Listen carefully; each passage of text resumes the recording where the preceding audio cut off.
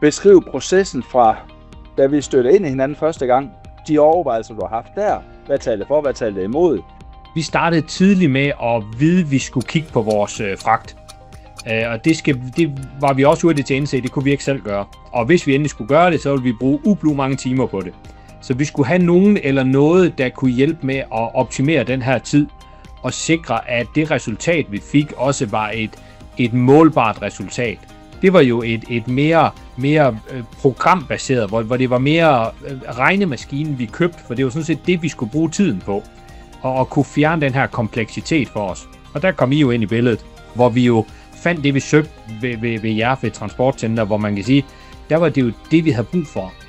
Det var faktabaseret, det var sammenligne æbler med æbler, det var et værktøj, der var intuitivt for os at gå til. Jeg tror på, at vi er på en faktor 30-35 stykker.